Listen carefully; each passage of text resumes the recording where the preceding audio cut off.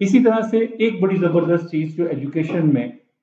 और ख़ास तौर पर मॉडर्न एजुकेशन के अंदर जो शिफ्ट आया है, उसके अंदर बड़ी इम्पोर्टेंट है, वो ये है कि एक लर्निंग को समझने के लिए एक लर्निंग पिरामिड बनी। अच्छा, इस पर बहुत सारे कुछ रिसर्चर्स इस पे बिलीव करते हैं, कुछ कहते हैं कि नहीं, इसकी जो हिस्ट्री है वो थोड़ी-सी वेग है, इसके बारे में कोई हमें बहुत ज़्यादा वो नहीं मिलता कि इसके इसके रेफरेंसेस कम मिलते हैं। लेकिन बहरहाल ये यूँ समझिए कि गुज़िश्ता 50 से 60 साल से एजुकेशन के अंदर यूज़ होती है। अच्छा, अब ये है क्या? It's very simple. आपको पिछली जितनी भी मैंने बातें की हैं, उनकी निस्बत ये भी और इससे अगले टॉपिक्स भी इंशाल्लाह आसान लगेंगे। तो थोड़ा-सा हौसला रखिए और इस पूरे लेक्चर को देखें और इसको समझने की कोशिश करें। लर्निंग पिरामिड हमें क्या बताती है? लर्निंग पिरामिड हमें बताती है कि जो हमारा रिटेंशन रेट है,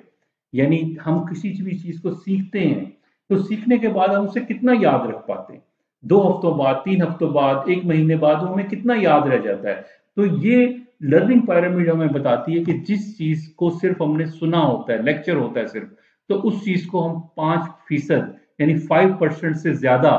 कुछ अरसे बाद, महीने, 2 महीने, 4 महीने बाद उसका ओनली 5% हमें याद रह जाता है। जिस चीज़ को हमने रीडिंग की होती है, यानी जिस चीज़ को हमने पढ़ा होता है, मुताला किया होता है और समझकर कम्प्रीहेंशन उसकी की होती है, तो हम क्या करते हैं कि रीडिंग हमारी जो है वो 10% लर्निंग करवाती है। इसी तरह अगर किसी चीज़ को हमने देखा भी है और सुना भी है, यानी कोई वीडियो देखी है आपने, तो कुछ अरसे के बाद आपको वो 20% याद रहती है। किसी काम को हमारे सामने करके दिखाया गया है, परफ़ॉर्म किया गया है, तो हमें 30% याद रहता है। ये जो 4 तरीके हैं, एक लेक्चर, रीडिंग, ऑडियो विजुअल और डेमोंस्ट्रेशन, हम इन्हें क्या कहते हैं कि जिसमें हमारा रोल क्या था? एक लर्नर के तौर पे हमारा रोल था पैसिव, यानी ये पैसिव लर्निंग मेथड्स हैं कि लेक्चर देना क्लासरूम में। अगर आप लेक्चर दे रहे हैं तो इस बात की उम्मीद रखिए कि बच्चे जो है ना, यानी इस बात का खदशा होगा कि बच्चों की लर्निंग 5% या उससे भी कम होगी। इसी तरह से अगर आप जो है ना बच्चे सिर्फ रीडिंग कर रहे हैं तो 10%, ऑडियो विजुअल है 20%, और उसके बाद जो है जो डेमोंस्ट्रेशन है, अगर आप खुद कुछ करके दिखा रहे हैं तो इसका मतलब 30%। लेकिन इससे आगे बढ़ते हुए अगर हम ये कहें कि बच्चों को हम एक्टिवली सिखाना चाहते हैं, बात फिर वही आ गई स्टूडेंट सेंटर वाली, एक्टिविटी बेस वाली, और वो सारी चीजें दोबारा आ गई। अगर वो सिखाना चाहते हैं तो हमें क्या करना पड़ेगा? अब आप ये देखें कि जहां लर्निंग ज्यादा होती है या कौन सी चीजें ऐसी हैं कि जो ज्यादा याद रह जाती हैं, जो ज्यादा इंसान को जो उसकी रिटेंशन रेट ज्यादा होता है, तो आप देखें ग्रुप डिस्कशन। अगर किसी बात पर एक सीरीज ऑफ क्वेश्चंस किए जाएं, ग्रुप डिस्कशन से मुराद क्या है कि एक सीरीज ऑफ क्वेश्चंस के जरिए से उसे बार बार डिस्कस किया जाए, अच्छा ये ऐसे है, ये ऐसे है, ये फिनोमिना ये है, ये फिनोमिना ये है, तो फिर क्या होता है, उस ग्रुप डिस्कशन में कुछ बातें ऐसी होंगी कि जो क्लिक कर जाती हैं, जो बच्चों को ज्यादा याद रह सकती हैं। तो ग्रुप डिस्कशन का मेथड जो है वो ज्यादा बच्चों के लिए यूजफुल होगा। इसी तरह इससे आगे बढ़ते हुए हम कहते हैं कि प्रैक्टिस बाय डूइंग, किसी काम को सीखने के बाद, यानी बच्चे ने कोई कॉन्सेप्ट हासिल किया है और उसको उसके साथ आपने कोई ऐसी लर्निंग एक्टिविटी जोड़ दी है कि जिसमें बच्चे को कोई चीज बनानी पड़ी है उसके साथ, या बच्चे ने खुद करके देख लिया है। ठीक है, आप चाहे मिसाल के तौर पर आप बच्चों को उर्दू के जोड़ तोड़ सिखा रहे हैं या इंग्लिश के लेटर से वर्ड बिल्डिंग सिखा रहे हैं, लेकिन आपने बच्चों को फ्लैश कार्ड्स दे दिए, बच्चे खुद राइमिंग कर रहे हैं, बच्चे खुद जो है ना वो वर्ड मेकिंग कर रहे हैं, खुद बच्चे जो है ना वो वर्ड फैमिलीज के जरिए से वर्ड बना रहे हैं या उर्दू में अरकान साजी कर रहे हैं वगैरह। ये मैं मिसालें दे रहा हूँ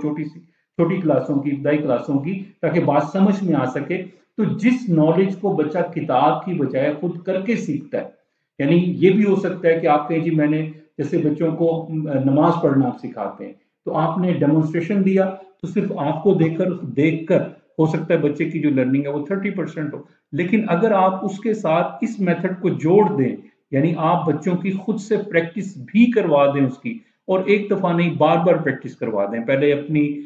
खुद करके दिखाएं, फिर गाइडेड प्रैक्टिस करवाएं, फिर इंडिपेंडेंट प्रैक्टिस का बच्चे को मौका दें, तो ये मुमकिन है कि बच्चे की जो लर्निंग है वो सारी जिंदगी के लिए होगी और 75% तक उसको याद रह जाएगा।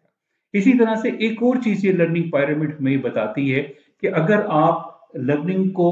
यानी किसी चीज को सीखने के बाद दूसरों को सिखा देते हैं, तो हमारी जो लर्निंग है वो 90% होती है। यानी अगर हम क्लासरूम में ऐसे मौके पैदा करें कि बच्चों को सीखने के बाद उन्हें बोर्ड पर बुलाएं और हर बच्चे को कहें कि चले अब ये मैथ का क्वेश्चन आपने समझाना है, ये जो डेफिनेशन है अब ये आपने अपने अल्फाज में एक्सप्लेन करनी है। या इसी तरह से कुछ और चीजें हम बच्चों के साथ इस तरह से करें कि जो एक्टिव लर्निंग मेथड्स में आती हैं, तो हम क्या कर सकते हैं, बच्चों को ज्यादा सिखा सकते हैं। अब ये जो लर्निंग पिरामिड है, ये भी दरअसल एक शिफ्ट है किसकी तरफ, कि आपने बच्चों को पैसिव लर्नर नहीं बनाना, आपने बच्चों को एक्टिवली इंगेज करना है अपनी टीचिंग में। तो ये लर्निंग पिरामिड का कॉन्सेप्ट है। इसकी डिटेल में अगर आप देखना चाहें तो आप ये देख सकते हैं कि यहाँ भी आपके सामने जिस चीज को हम रीड करते हैं, जिस चीज को हम हियर करते हैं, थोड़ा थोड़ा सा कहीं ना कहीं आपको डिफरेंस भी मिलेगा। और कुछ जो एक्सपर्ट्स हैं, किसी ने कुछ लिखा, किसी ने कुछ लिखा, क्योंकि ये एक लंबा अरसा हो गया इस लर्निंग पिरामिड को जो एजुकेशन के हलकों में या रिसर्च की दुनिया में जानी जाती है, तो इसको लोग मुख्तलिफ अंदाज से बयान करते हैं। लेकिन आप यहाँ ये परसेंटेजेस दे सकते हैं, इसी तरह से आप ये पिरामिड में देख सकते हैं। तो ये ऑलमोस्ट वही चीजें हैं जो हमें ये मैसेज देती हैं कि हमने किस तरह से एक्टिवली इसको यूज करना है। ठीक है, ये सारी डिटेल है, मैं आपको चूंकि उस डायग्राम से ही बता चुका हूँ, लिहाजा मैं इसे पास करता हूँ। और खास तौर पर हम देखेंगे कि किस तरह से इसको क्लासरूम में हमने कैसे यूज करना है। तो अगर आप छोटे बच्चों को पढ़ा रहे हैं, देखिए एक बात और ज़हन में रखिए, वो ये रखिए कि जो बड़ी क्लासेस हैं हमारी, बच्चा आपकी बात ज्यादा देर तक तवज्जो से सुन सकता है। आप मेरी बात सुन रहे हैं, लेकिन आप साथ साथ रीडिंग कर रहे हैं, आप साथ साथ वीडियो देख रहे हैं। ठीक है, तो बाज़ दफा क्या होता है कि अगर हम सिर्फ गुफ्तगू कर रहे हो, तो छोटा बच्चा जो है उसका जो कंसंट्रेशन स्पैन है, साइकोलॉजी हमें ये कहती है कि उसका जो कंसंट्रेशन स्पैन है वो नॉट मोर देन 5 मिनट्स। यानी जो आपका प्ले ग्रुप का, नर्सरी का 1 2 तक का बच्चा है, उसका जो कंसंट्रेशन स्पैन है वो बहुत कम होता है। लिहाजा उसे पैसिव करके सिखाना बड़ा मुश्किल है। उसे कुर्सी पर बैठकर, वो तो भागने का, दौड़ने का, खेलने का आदी है, उसे हम ये सोचे कि अच्छा कुर्सी पर बैठकर सीखो, तो ये एक मुश्किल काम होगा उसके लिए। तो हमें क्या करना चाहिए कि ऐसे तरीकों को कि जिनसे लर्निंग कम होती है, तो हमें क्या करना चाहिए कि उसको कम यूज करना चाहिए। लेक्चर को,